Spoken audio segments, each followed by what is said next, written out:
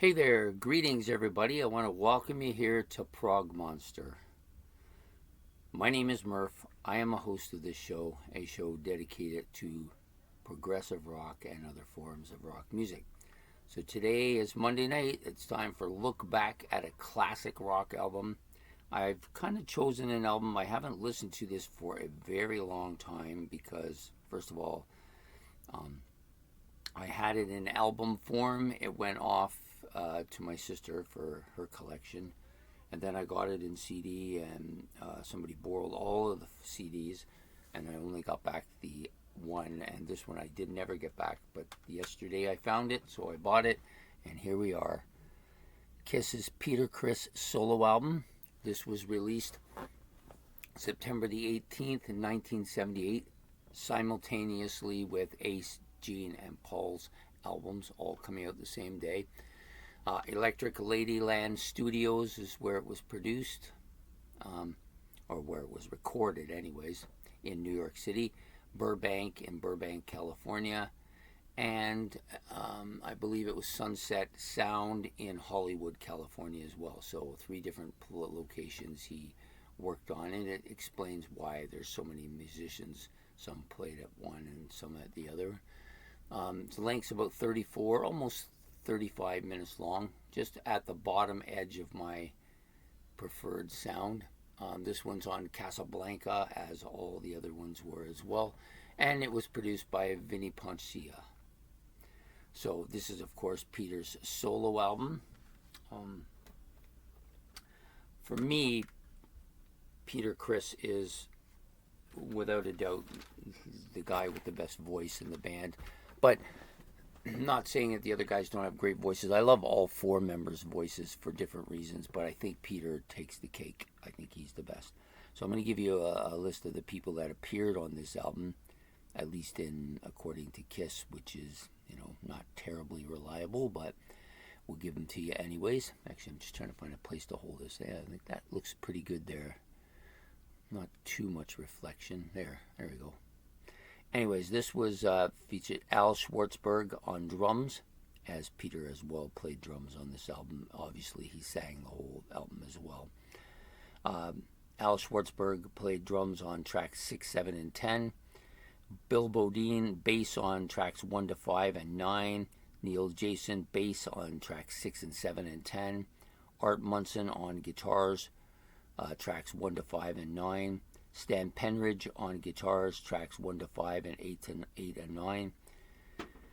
Also did some backing vocals on this album as well. Elliot Randall, guitars, Easy Thing, I Can't Stop the Rain. Those were the 2 tracks he played guitars on. John Tropia, guitars on tracks 6, 7, and 10. Brendan Harkin on guitars on Easy Thing. Steve Lukather, of course, of Total fame, is on the album, playing guitar solos on That's the Kind of Sugar Papa Nee Likes and Hooked on Rock and Roll. Those are the 2 tracks. Bill Kumo, playing keyboards on tracks 1 to 5 and number 9. Richard Gearstu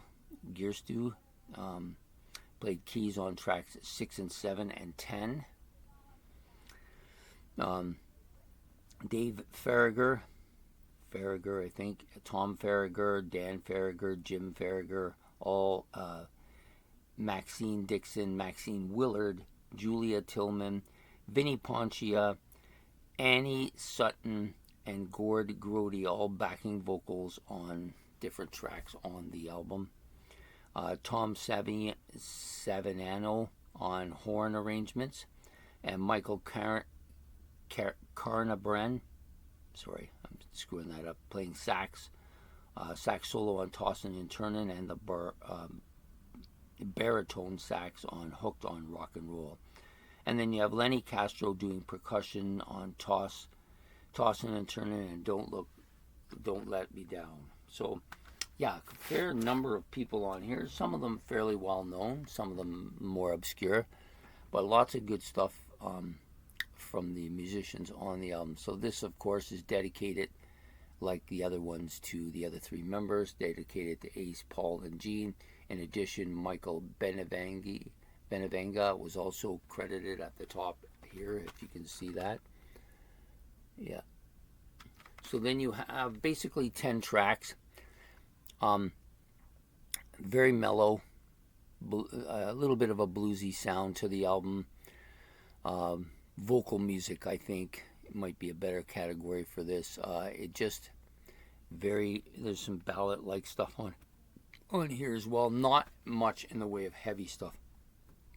Actually, no heavy stuff. A few songs that are a little bit heavier, but I wouldn't call them heavy stuff. So I'm going to put it down now just so I can read it. So I listened to it in its entirety today and yesterday to familiarize and bring back a lot of it. Surprising, a lot of this I couldn't remember. And I think this was the album I listened to the least of the four, but I still liked a few songs on this album quite a bit. I find this a very emotional album. It gets under you a little bit. That's possibly the reason why I didn't listen to it as much. To me, it's not really a rock album, although there's some rock stuff on here. So I'm Gonna Love You, could live without that one. You Matter to Me, maybe the best track on the album.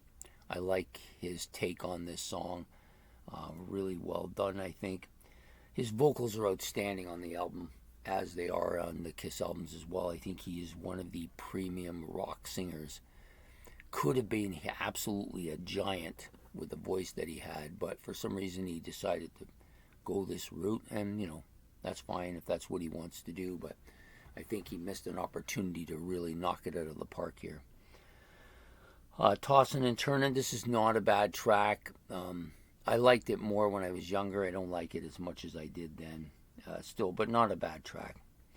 Don't You Let Me Down, one of my two favorites on the album. It's kind of a pretty sad song. It gets you emotional.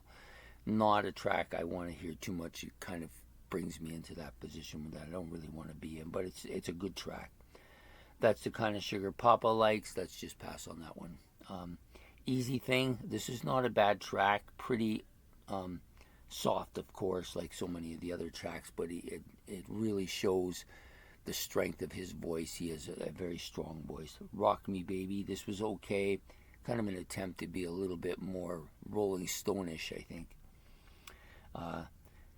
Kiss the Girl Goodbye. This is a classic song that the Kiss sang. And I think this one actually appeared in concert with them too, so not a bad track. Hooked on Rock and Roll.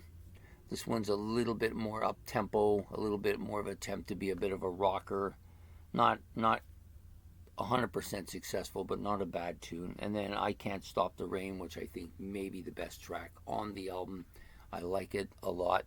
I think Peter's voice is its best on this particular track. And of course the album cover is great, the same as the other four. And I think from this is what propelled Peter to go on to do his own solo stuff. I think he was a little disappointed in this, even though it sold over 1 million copies. I think he was a little bit disappointed because they kind of just lumped it in with the Kiss albums, and he wanted to be viewed as a Peter Criss album, and it was kind of lumped in as a Kiss album featuring Peter Criss, and I don't think he really cared for that. I kind of get that, but when you don't have a solo career and you're just in a band that's maybe doing really well, it doesn't necessarily mean that everything you touch is going to turn to gold, and this proved it didn't sell very well or anything. But I don't mind this album. I want to give full credit to the people that played on the album, even though it wasn't really a rock album in the strictest sense, and it wasn't really one of my favorite albums. I did like the fact that Peter sang all his own stuff and sounded really good, I think. So anyways, there you have it. Kiss solo album by Peter Criss, 1978 is the album of the week this week. Forgot.